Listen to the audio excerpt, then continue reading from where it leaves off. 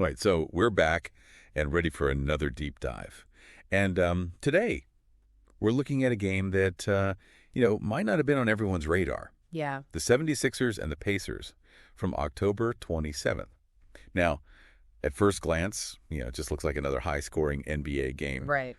But what we have here, the source material, suggests that this game actually tells us a lot about how teams are, building their offenses now. For sure, especially in the East. Yeah, in the East. It was a close one, too, back and forth the whole time, down to the wire. But what I think is really interesting about this game is that it wasn't like one team just totally dominated, right? Right.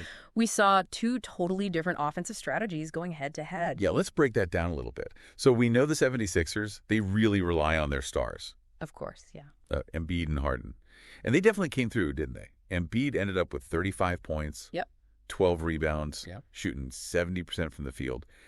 But it wasn't just about, the numbers themselves. Totally. I mean, there was this one play in the third quarter. Embiid gets the ball down low. Right. And he does this quick drop step, totally fakes out Turner, and then just slams it in, this powerful dunk, that kind of footwork. For a guy his size, Right.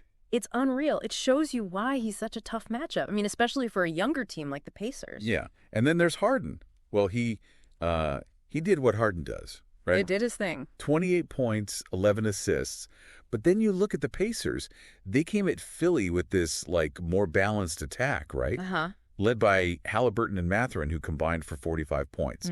What really stood out to you about their approach? Well, I think you really saw Halliburton's playmaking on full display. He's known for his passing. We all know that. Right. But in this game, he was really looking for his own shot, too, especially in those pick and rolls. I mean, that just adds another dimension to his game, makes him so much more dangerous. He ended up with 10 assists, but it felt like every single one of them led to a wide open shot for his teammates. Oh, the way he was just moving the Sixers defense around with his eyes, those little hesitation moves, it was masterful. Yeah. And our source material also mentions this key moment with Tyrese Maxey. He came off the bench for the Sixers, and, man, he brought some serious energy. He did. To their offense. Yeah, and it's more than just energy with Maxey. He's super athletic, he can get to the rim, no problem, but he's also getting better at playmaking. There was this one play, he drives into the lane, he's got 3 defenders on him, right? Yeah. And then he kicks it out to Tobias Harris for a wide open 3. Wow. That kind of court vision, that's what the Sixers need from him if they're going to make a deep playoff run. Okay, so offensively, the Pacers were holding their own. They were right there with them. But their defense, especially in the second half, seemed to be where things kind of fell apart for them. Yeah. Yeah, absolutely. You could see them struggling to rotate effectively against the Sixers pick and roll. I mean, there were a couple times where Harden found Embiid rolling to the basket, and there was literally no one between him and the rim. And I think, the Sixers' experience really showed they were just more disciplined in how they were running their defense. Right. So, big picture, what does all this mean? For the Sixers, it's another win in the column as they, try to solidify their playoff spot. But for the Pacers, there are definitely some lessons to be learned from this game. For sure. I mean, the Pacers have got the offensive firepower to compete with any team in the league. I truly believe that. But if they really want to be contenders in the East, they've got to tighten up that defense, especially against teams like the Sixers with all that experience. Yeah. And it's exciting to see these young teams like the Pacers, pushing the pace and challenging the top teams. Yeah, it is. It's good for the league. But this game shows us that experience and playing solid defense, it still matters a lot, especially when you're fighting for a playoff spot. No doubt.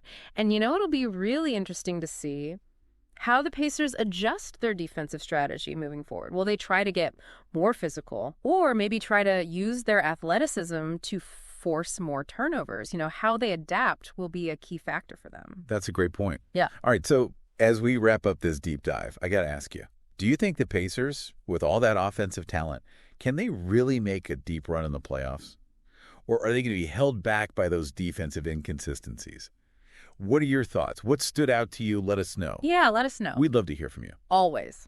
Today is your lucky day. Today is the day that our $3 website works for you, paying you directly to your PayPal daily. Imagine $3 ongoing continuous payments to your PayPal account.